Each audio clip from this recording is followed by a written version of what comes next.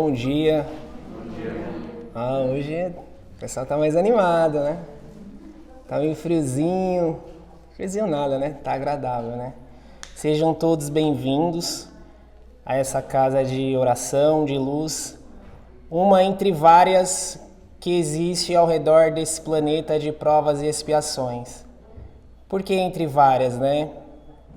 Porque tem muitas outras como a nossa que professa a nossa doutrina, mas tem muitas outras também que não professam a nossa doutrina, que não são espíritas, mas mesmo assim são casas de luz, casas de oração, que se conectam a Jesus, a Deus, e aqueles até mesmo que não acreditam em Jesus, outras religiões que pregam também o amor, né, o respeito ao próximo.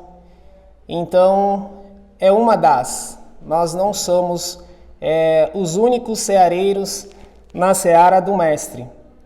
Somos apenas um pontinho, né, como Chico Xavier dizia, uma gota nesse oceano enorme que é o planeta Terra. Então, como a Jo disse, o tema de hoje, né, Espiritismo, Filosofia, Religião e Ciência.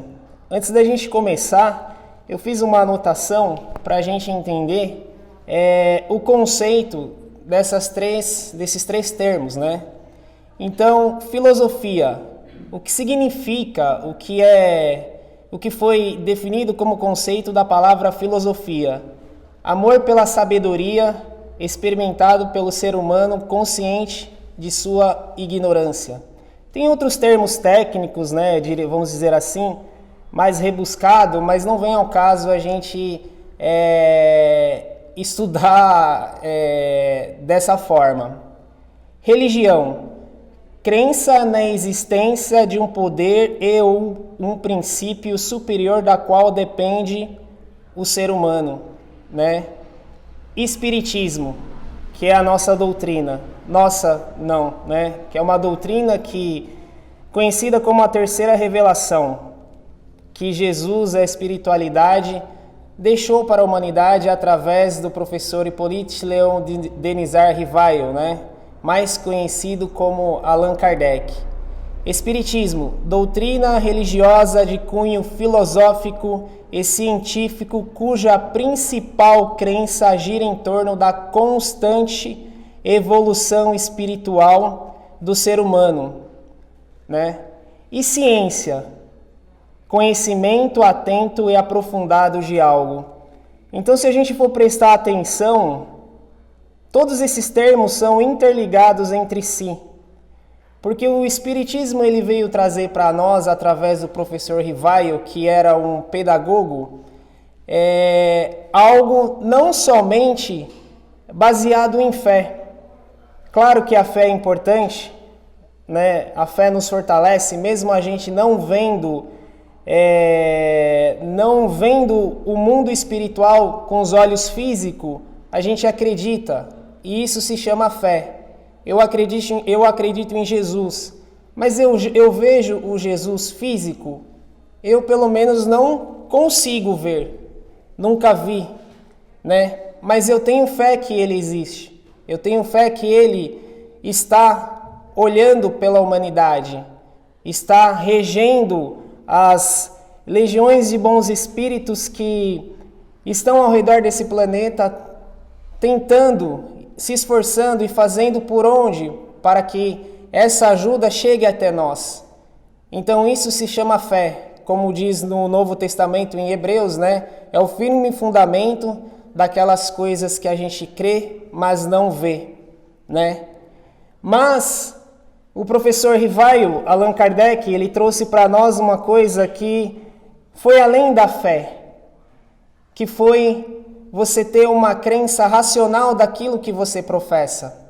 Então ele, por ser pedagogo, por ser, vamos dizer assim, um cientista da época, ele se questionou, ele criou dentro de si um porquê que está acontecendo isso. Será realmente que essas mesas girantes, esses fenômenos das mesas girantes, é real ou é algo a mais que estão criando para chamar a atenção? Então ele foi a fundo, ele foi investigar o que realmente estava acontecendo na Europa do século XIX, para ver o que era aquela sensação do momento, né? Como sempre quando acontece de aparecer uma novidade, seja ela qual for, isso atrai a audiência, atrai os noticiários, atrai a atenção de todos. Então ele foi verificar o que estava acontecendo, né? Como que uma mesa poderia se movimentar sem alguém estar empurrando ela. Uma mesa não tem vida, né? A vida da mesa qual que era? Antes dela virar mesa, ela era um ser vivo, mas era árvore. Essa árvore foi abatida, trabalhada e virou uma mesa. Como que uma mesa pode se movimentar? Então o professor Rivaio foi estudar essas seções de mesas girantes. Foi aí que ele percebeu que havia algo além da vida material. Foi aí que ele percebeu que o nosso mundo não é somente um mundo material, que além da nossa vida existe algo que o materialismo não poderia explicar. E como que ele fez isso? Ele começou a frequentar essas sessões mediúnicas, né, que acontecia na França do século XIX. Ele descobriu que não era só ali que estava acontecendo.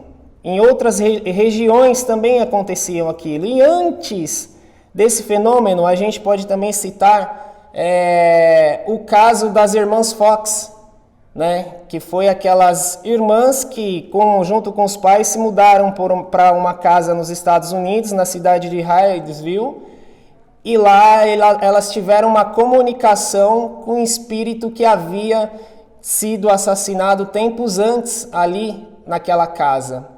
Então Allan Kardec começou a estudar esse fenômeno e ele se inteirou e ele via que realmente não era charlatanismo, não era algo para chamar somente a atenção. Existia sim um fenômeno espiritual envolvido naquela situação. E foi aí que por volta de 1850, 51, 52, ele começou a fazer ciência. Porque o que é ciência? É você provar, né, aquilo que você acredita. É você provar uma situação, uma coisa, como que aquele determinado fato acontece. Não é simplesmente você chegar e falar, olha, simplesmente a mesa girou. Simplesmente a pessoa ela estava sentada numa mesa e recebeu uma comunicação e trouxe uma mensagem.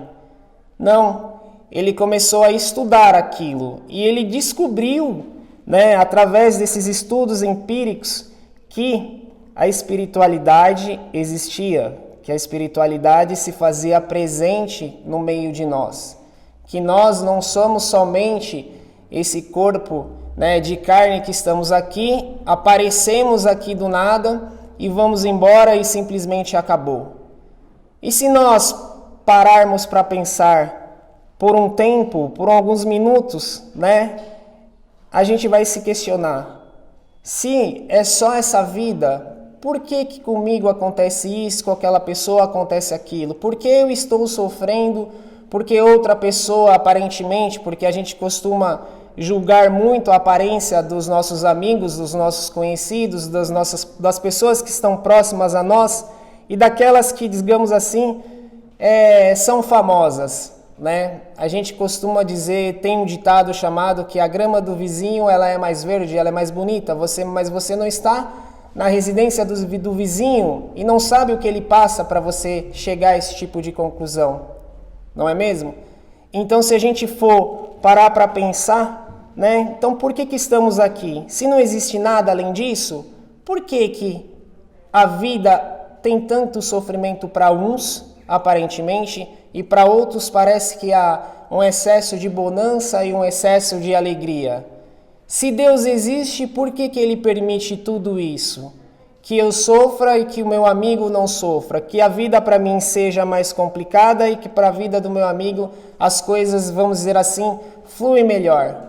Então, a partir do momento que a gente crê em Deus, que Deus é justo, bondoso, misericordioso, então nós temos que ser racional e entender, existe algo além dessa vida. Existe uma vida após essa vida, após a morte, e existe também uma pré-vida. Nossa, Petuel, tá ficando confuso, né? Mas se nós viemos aqui, estamos numa condição da qual estamos vivendo hoje, seja ela condição física, seja ela condição material, seja ela condição até mesmo psicológica. O que nós, podemos nos questionar por que nós estamos passando por isso? Então a gente tem que pensar, o que eu fiz numa vida pregressa? Mas aí a gente sempre coloca a culpa na reencarnação passada. Eu estou passando por isso porque na reencarnação passada eu fiz aquilo. Mas será que a gente não pode também observar essa encarnação atual? Porque muitas das coisas que estão acontecendo conosco hoje, elas são resultados, elas são colheitas daquilo que nós plantamos nessa vida hoje, né? Então a gente tem que, muitas vezes, parar só de colocar a culpa na reencarnação passada, porque o que passou, passou. Daqui para frente, a gente tem que olhar para o céu, pedir ajuda a Jesus, a espiritualidade, sermos humildes para reconhecer os nossos erros, mas não ficarmos, vamos dizer assim, apegados a esse erro. Nós temos também que nos perdoarmos. Mas como assim nos perdoarmos? Porque nós também fazemos mal a nós mesmos. Não fazemos mal ao próximo, ao nosso pai, à nossa mãe, à nossa esposa, aos nossos filhos. A nós também fazemos mal. Mas como a gente faz mal a nós mesmos? Não nos respeitando. Tá confuso, Petuel. Você precisa ser mais claro com relação a isso. Quando a gente sente e atrai para nós e coloca dentro de nós sentimentos, que direcionado aos outros, sentimentos esses ruins, nós estamos fazendo mal a nós também. Eu tenho raiva de uma pessoa, eu tenho ciúmes excessivo, ou ciúmes, lembrando que estamos nessa vida para evoluir. Nessa vida, nessa encarnação, nesse planeta de provas e expiações, nesse planeta não existe anjo, ou seja, não existe seres humanos ainda perfeitos. Existem seres humanos bons, dotados de muita luz, mas também que estão nesse planeta com as mesmas aflições que nós. Podem estar em situações diferentes, sim. Eu digo as pessoas que a gente costuma, talvez falar a palavra venerar seria demais, mas a gente olha para um Chico Xavier e fala assim, essa pessoa é iluminada demais, não tinha defeitos, sofria males, angústias, críticas de dentro da própria família, pessoas próximas a ele, e ele venceu essa luta, venceu essa batalha, digamos assim, com nota 20, nem nota 10. Mas ele veio aqui também para resgatar alguma coisa, para ensinar também, não é mesmo? Então, o que espiritismo, filosofia, ciência e religião têm a ver entre si? A religião a gente normalmente professa com aquela fé e às vezes as pessoas te perguntam, mas você acredita em Deus, acredita em Jesus? Prova para mim que ele existe. Eu não consigo provar, falar, olha, eu fui na rua X, número Y, e Jesus estava lá sentado e nós tivemos uma sessão mediúnica e ele me mostrou tudo o que ele fez, ele me mostrou o poder que ele tinha, eu estava com problema, ele foi lá e me curou, apresentou o reino de Deus. Não consigo fazer isso. porque isso é muito improvável que aconteça, né? Mas se eu for falar de fé, eu falo, eu acredito em Jesus, porque isso está dentro de mim. Eu nasci com essa semente e pelas coisas que acontecem no mundo, pelas experiências espirituais que eu já tive aqui nesses 40 anos de vida, que não foram muitas experiências, então para mim, dentro de mim, Jesus existe.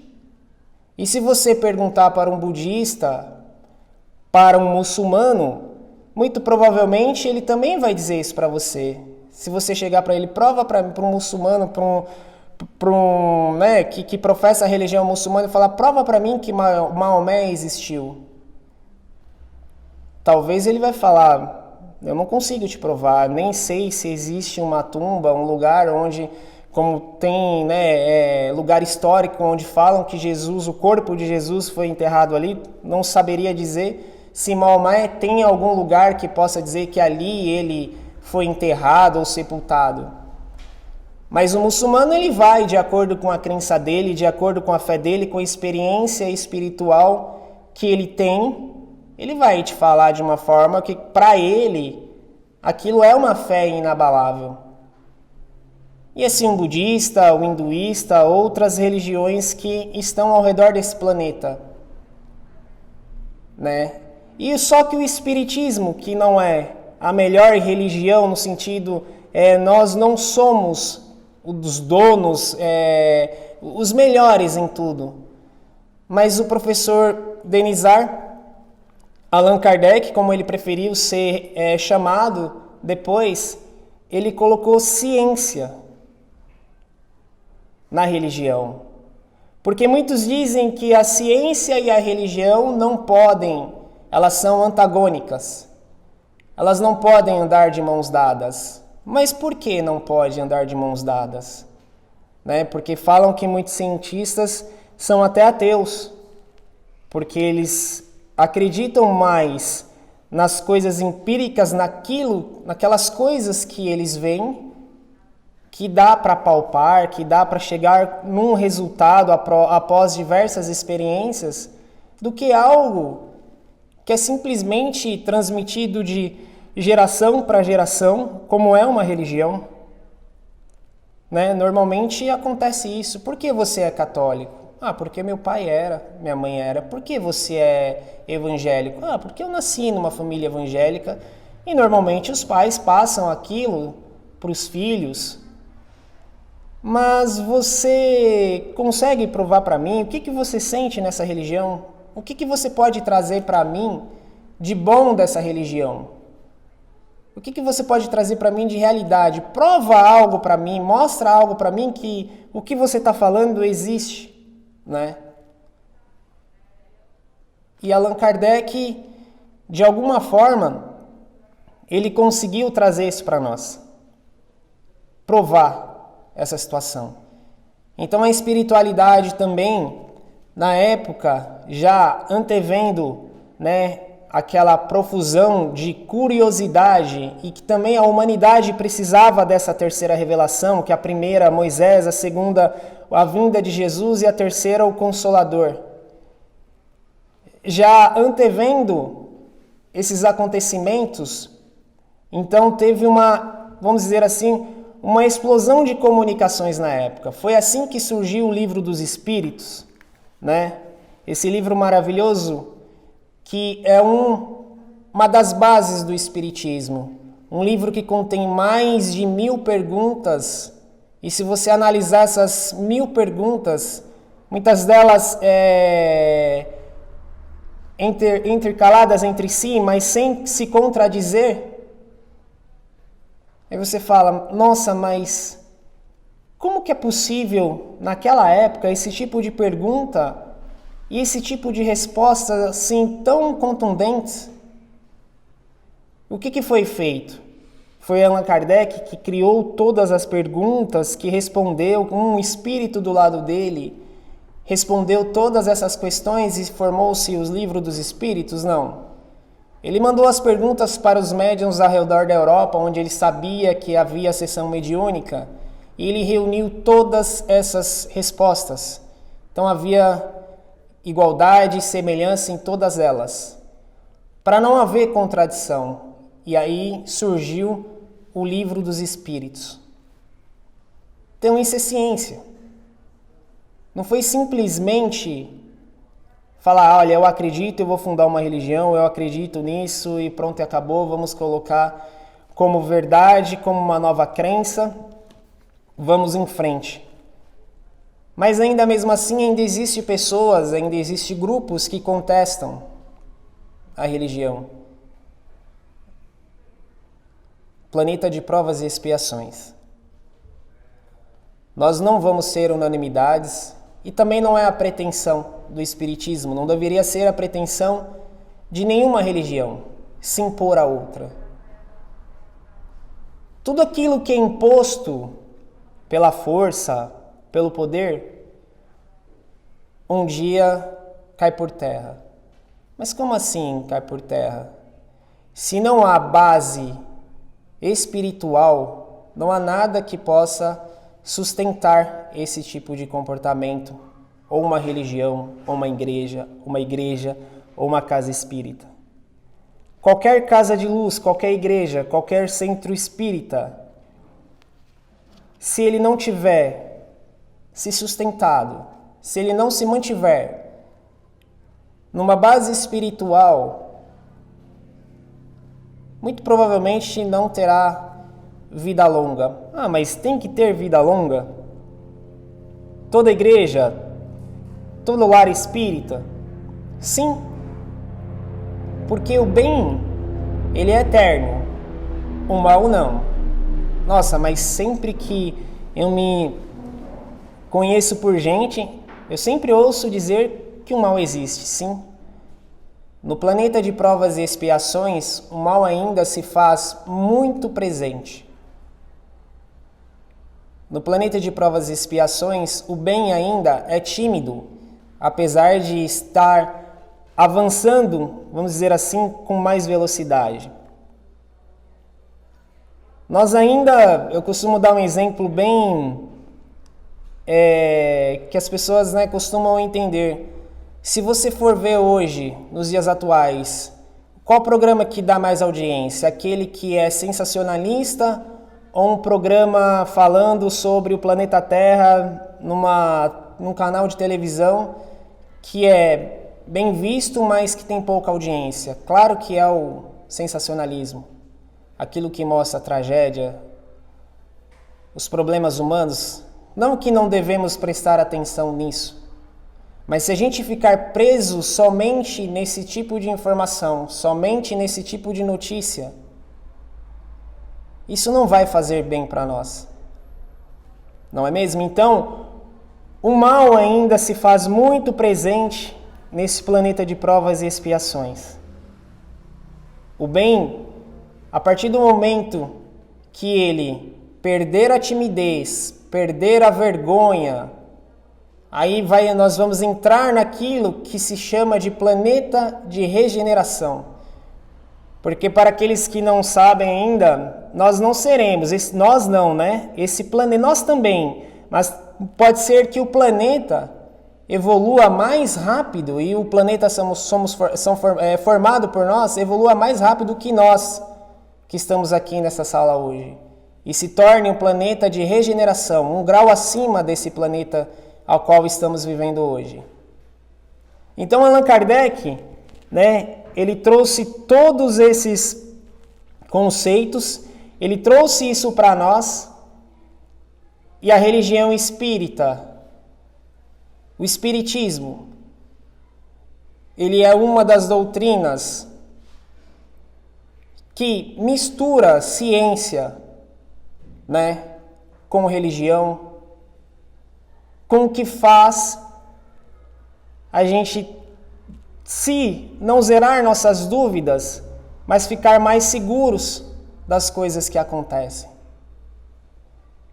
Se nós formos pegarmos alguns livros da literatura espírita falando de reencarnação, de vidas passadas, tantas coisas, ou até fatos, procurem no YouTube, na internet, situações onde crianças que você fala, meu Deus, 5 anos, tocando piano, regendo uma orquestra, de forma que se fala, tem gente que estudou a vida inteira e a criança parece que pega aquele instrumento, aquele piano, qualquer outra situação e faz aquilo com uma naturalidade. Da onde que veio isso? Crianças que têm uma facilidade, né, de falar N línguas. Da onde que veio isso? Crianças que chegam na sua mãe, no seu pai pequeno, fala sobre parentes, pessoas conhecidas que haviam desencarnado antes dela nascer, com uma naturalidade, descrevem fatos, e os pais ficam, onde você leu isso? Quem te falou isso? Então sim, existe algo além do que essa vida que a gente está vivendo hoje. E se nós estamos passando por alguma situação de angústia, de dificuldade, vamos tentar aprender com isso, pedir a Deus, a Jesus, a espiritualidade, buscar o apoio na casa espírita, na casa evangélica ou outra religião, para que nós possamos superar esse momento de dificuldade. Porque é nas dores e na dificuldade do dia a dia da nossa vida que a gente evolui. Eu costumo dizer, não sou eu, não é uma frase minha, mas eu achei muito interessante, que eu ouvi uma vez um palestrante dizendo: nós não viemos nessa terra para tomar sorvete e ficar numa espreguiçadeira a vida inteira. Nossa, Pituel, isso é duro, isso é forte.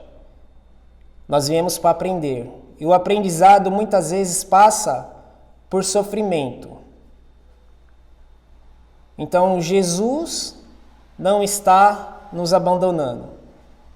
A espiritualidade não está e nem está nos deixando de lado. O que estamos passando hoje, o que passamos, é algo para nós aprender. E muitas vezes a gente aprende com a dor. No Novo Testamento tem uma passagem que diz: muitos virão pela dor. Que bom que nós pudéssemos ir ao encontro de Jesus pelo amor. Mas faz parte. Não se aflija por isso. Estou passando por isso, por aquilo, porque eu fiz algo de errado. Todos nós fazemos. Todos. Encarnados e até os desencarnados. Porque a vida, entre aspas, ela continua após o nosso desencarne. Não é mesmo? A gente ouve falar que legiões de espíritos desencarnados estão aí à nossa volta, né? Tentando ainda entender a passagem, muitos não conseguem entender, outros já têm consciência disso e ainda querem viver a vida material que viveram aqui. Estão ainda numa sensação, numa atitude que atrai para eles e para nós sofrimento. Então, espiritismo, ciência e religião estão interligados em tudo isso.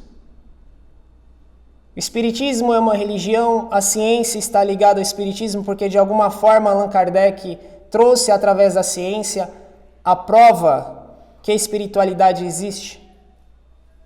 E não é só o espiritismo, o cristianismo também. E se a gente for verificar todas as outras religiões, sejam elas cristãs ou não, acreditam nisso. Há algumas diferenças entre elas, claro. Umas acreditam que não há vida após a morte, outras acreditam em outros tipos de evolução, outras acreditam que vamos virar uma estrela, merecem todo o nosso respeito. Porque assim como Jesus nos ensinou, o Espiritismo também, qual é a principal base para nós? O que nós temos que trazer para nós? A reforma íntima. É por isso que a gente está aqui. A nossa reforma íntima. Mas o que é uma reforma íntima? O que é uma reforma? Você tem uma casa, um local, um carro, um veículo, um bem material. Ele já está, vamos dizer assim, usado, com problema, estragado. Quando você fala, eu preciso reformar a minha casa, porque ela está com algum problema, vazamento, pintura, goteira no telhado, então você tem que começar a consertar. Numa casa com esses problemas que eu citei, qual que é mais urgente? Talvez a goteira no telhado. Principalmente você vai morar num lugar que o índice pluviométrico, a chuva, ela é grande. Então você começa troca a telha. E trazendo isso para a nossa vida, como é o meu comportamento no dia a dia? Eu sou orgulhoso, eu sou egocentrista, eu sou impaciente, eu sou preconceituoso, século XXI. Preconceituoso. A gente não respeita as pessoas pela religião, pela opção sexual. Não sei se nem é esse o termo correto, falar opção sexual. Ninguém opta por sofrer. A pessoa já nasce dessa forma, com essa condição. Em pleno século XXI, a gente ainda olha para uma pessoa com a cor da pele diferente da nossa e a gente, em alguns casos, tem medo. Por quê? Não é mesmo? Então a gente tem que melhorar digamos assim, esses defeitos internos nossos. É assim que a nossa casa interior começa a ficar mais vistosa, começa a ficar mais forte. Porque a partir do momento que a gente cultiva dentro de nós a raiva, a inveja, o ódio, a cobiça, a nossa casa mental, ela se deteriora, ela se enfraquece. E como a nossa mente, os nossos pensamentos atraem espíritos com a mesma sintonia, com a mesma vontade que a nossa, você concorda? A gente tem que concordar que vai ser difícil a gente sair dessa situação se a gente não se esforçar. Mas, Petuel, como que alguém doente consegue se esforçar sem ajuda? Sempre aparece ajuda. E quando aparece essa ajuda, a gente agarra ela, segue em frente, mas a gente tem que se ajudar também. Como assim, Petuel? Está confuso. É um exemplo até repetitivo. Eu costumo dizer que a casa espírita é como se fosse um pronto-socorro. Algumas pessoas aqui já devem ter escutado eu falar várias vezes esse exemplo. Você está com uma dor no estômago, você vai no pronto-socorro, o médico te faz lá uma consulta rápida clínica, aí você explica os seus sintomas, ele te dá um Buscopan na veia para aliviar e faz ali um exame, pede para fazer um outro exame, vamos fazer uma endoscopia. Ele descobre que você tem uma gastrite. Mas naquele momento, para aliviar a sua dor, ele te deu aquele Buscopan, você relaxou. Porque qualquer tipo de dor é horrível. Aí ele te faz o exame uns dias depois, volta com o diagnóstico, ele fala, você tem que mudar a sua alimentação, o seu comportamento, assim, assado, principalmente a alimentação. Se é uma gastrite nervosa, olha, você tem que se acalmar, tal, etc e tal. Porque senão você vai viver sempre à base de remédio. O centro espírita é a mesma coisa, a igreja evangélica é a mesma coisa. Nós chegamos aqui, todo mundo, todos nós, com alguma dificuldade, com algum problema. Somos acolhidos na igreja evangélica, no centro espírita, na casa religiosa que se dispõe a atender os seres humanos doentes da alma e do espírito.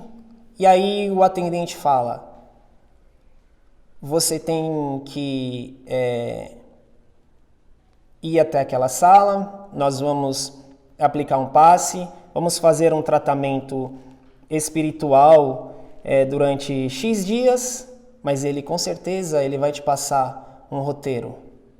Após a entrevista que ele tem com você, você tem que fazer a reforma íntima. Você tem que mudar alguns comportamentos. O hospital a gente vai lá, é medicado e depois não precisa mais voltar. Ninguém quer voltar mais no hospital. Não é mesmo? A gente quer voltar lá, ser atendido, medicado, ir embora e seguir em frente. Só que se você não mudar seu comportamento no hospital, o seu comportamento que o médico pediu para você mudar, sua alimentação, seu estilo de vida, o seu problema físico vai persistir. E na casa espírita é a mesma coisa. Eu posso chegar aqui, tomar um passe, é uma transmissão de energia magnética, a espiritualidade tira aquele peso que a gente está sentindo, isso já aconteceu comigo. Mas se eu não mudar o meu comportamento no dia a dia, nada vai resolver. Porque não é o médium, somos nós. Não é o atendente da casa espírita que vai me curar. Não é aquele passista que a gente tem, vamos dizer assim, uma proximidade que vai resolver os meus problemas, os nossos problemas. Somos nós. O médium, o passista, a pessoa que fica lá fora te recepcionando, é uma das ferramentas que a espiritualidade, que Jesus coloca na Terra para nos ajudar a enfrentar esses problemas. Então nós temos que fazer a nossa parte. E também nós temos que nos atentar que não é de um dia para o outro que a gente se transforma de água em vinho. A mudança, ela não é on-off. A luz está, o ambiente está escuro, eu aperto o interruptor e ele fica claro. A mudança da nossa vida, ela não é tão rápida assim. Ela é paulatinamente, né? Ela é devagar. Então, ser espírita é uma maravilha, como diz a nossa amiga Ivonete, é mó legal. E é mó legal mesmo, porque ele te abre a mente, ele abre os horizontes, ele faz você enxergar que você não é melhor do que ninguém, que nenhuma religião. Então, quando o testemunho de Jeová parar na sua casa de manhã, não chame ele de queimador de panela, como alguns fazem. Porque ele está ali, falando sobre Jesus. Da forma com que eles falam, pode ser que a gente não acredite. E se você falar que você é espírita, pode ser que até ele não volte mais a falar com você. Então não reclame do evangélico, que às vezes tem uma igreja do lado da sua casa, que está fazendo um culto, vamos dizer assim, com mais emoção. Não reclame do padre, que a missa é devagar, monótona. Então a gente não pode fazer isso, a gente tem que respeitar. Do lado da minha casa tem um centro, que lá eu ouço tambor. Respeite. Então a nossa reforma íntima não é se transformar da água para o vinho do dia para a noite. São pequenos detalhes. São pequenas atitudes. E nós viemos aqui no Centro Espírita, eu aqui dando palestra. Chego em casa, arrumo confusão. Na segunda-feira, vou fazer fofoca contra o meu amigo de trabalho. Não adiantou nada. São esses pequenos detalhes. Ah, mas também não é para você achar pensar que para você ser espírita, você tem que ser... Eu li nessa revista aqui hoje de manhã uma parte bem interessante, que você é espírita, eu tenho que ser como a águia, que anda por cima, vê tudo de cima, não se mistura. Não é isso, você pode ir lá no churrasco da sua tia, do seu tio, ir na festa com seu amigo, com as suas amigas, cuidado com os lugares, mas não é para você se apartar dessas pessoas, não é para você ser águia, andar só por cima. Aí ele fala assim, não, eu não quero ser águia, que fica separado. Eu prefiro ser uma garça que enfia o pé na lama, mas não suja as penas. Interessante essa analogia. Porque a garça ela entra lá no rio, em qualquer lugar que está cheio de lama, mas as penas elas não se sujam. É a mesma coisa nós. Você pode estar ali no meio de algumas pessoas, vamos dizer assim, uma confraternização onde tem pessoas que não comungam com os mesmos valores que os seus. Não quero dizer que você tem que estar lá sempre. Eu vou estar lá sempre no meio da bagunça, no meio onde coisas ruins acontecem. Não, mas de vez em quando, talvez você vai ser colocado numa situação dessa, vão te convidar para algum aniversário, alguma coisa lá. Eu não vou porque só tem pessoa assim. Mas lá tem um tio seu, tem uma tia sua. Você vai se desfazer? Eu não vou na igreja evangélica mais porque eu não gosto, porque isso. Por quê? Uma visita não vai te fazer mal. E talvez seja a oportunidade de você pegar e falar assim, não, olha, eu sou espírita, assim, assim, assado, eu respeito, eu entendo, levanta a mão, faz uma oração. Um dia eu estava vindo para cá, não vou sair do tema, um dia eu estava vindo para cá e aí eu peguei um Uber e aí ele tinha uma Bíblia no banco de trás, falou, legal, o senhor é evangélico? Sou. Qual a igreja? Sou batista. Se eu não me engano, ele falou, sou batista. E ele falou, e você? A gente começou a conversar, tá? Ele falou, você conhece um pouco a Bíblia? Eu falei, só um pouquinho. Aí ele falou, o que você é? Eu sou espírita kardecista. Aí ainda brinquei, né? Eu falei, eu tento ser. Aí ele já... Porque às vezes a pessoa não conhece. Eu falei, mas não precisa ficar com medo, não. Aí ele falou, não. Eu falei, nós acreditamos em Jesus. Falamos sobre Jesus. Temos a Bíblia também. Acreditamos no Novo Testamento. Aí ele, 40 anos que ele ia na igreja dele, eu falei, mas eu entendo. É que talvez o senhor ouviu tanta coisa, mas o senhor só cometeu um erro. Não foi pesquisar, não foi atrás. No final ele deixou aqui na frente, eu agradeci, vai com Deus, Deus te abençoe e tal. Sei, pode ser que uma conversa assim tenha mudado a percepção dele com relação à doutrina. Não é? Então, assim, o que nós temos que fazer? Respeito. Isso faz parte da nossa reforma íntima. Né? Respeito ao próximo, a religião do próximo, a condição sexual do próximo, a raça do próximo, a opção política do próximo. Hoje a gente vê pessoas brigando por conta de política, amizades sendo estremecidas por conta de política. Não é assim que nós devemos fazer. Então a reforma íntima, ela não é aquela reforma que um trator vem, derruba a casa e constrói outra novinha. Normalmente o que acontece com a gente vai fazendo a reforma da nossa casa conforme dá. Hoje eu reformo um cômodo, outro, depois eu pinto. Depois de um tempo, a casa já está reformada. E pode ser que você vai e a casa ainda fica aí inacabada. E é isso que acontece com a gente. A gente está aqui encarnado e depois de um tempo a gente vai embora e ainda precisa voltar. Muito provavelmente a gente vai precisar voltar. Então não vamos nos preocupar no que fomos na vida passada. Vamos prestar atenção nas nossas atitudes daqui para frente, que é isso que vai contar nessa vida, principalmente nessa vida e na próxima. Nessa vida e na próxima. É isso que vai fazer a diferença. A nossa vida não vai mudar de hoje para amanhã, da água para o vinho. E nós podemos sim fazer diferente com o que fazíamos quando íamos no hospital, quando estávamos doentes. A casa espírita está aberta todos os dias. A casa evangélica também. A igreja católica também. Pontos de luz há nos 4 cantos do planeta Terra. E podemos, entre aspas, sugar essas ajudas. Mas a gente também precisa sair dessa posição de só sugar e ajudar outras pessoas.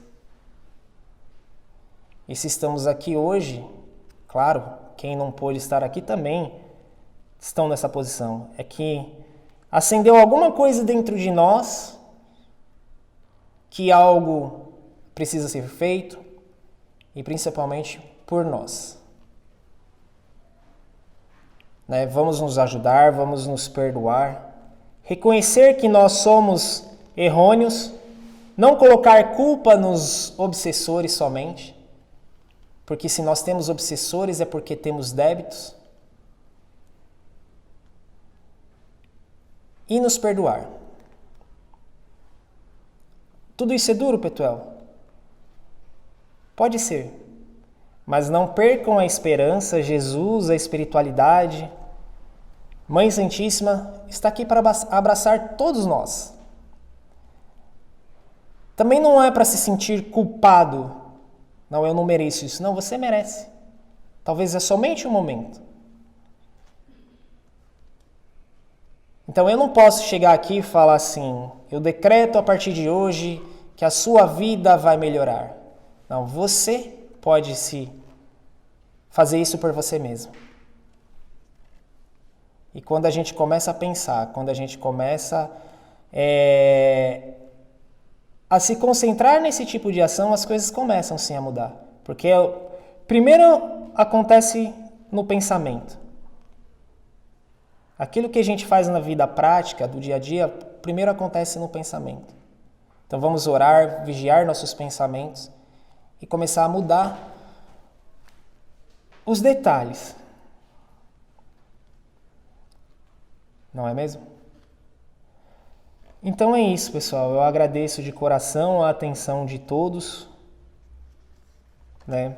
Espero que um pouquinho do que a gente ouviu aqui hoje, isso serve para mim também.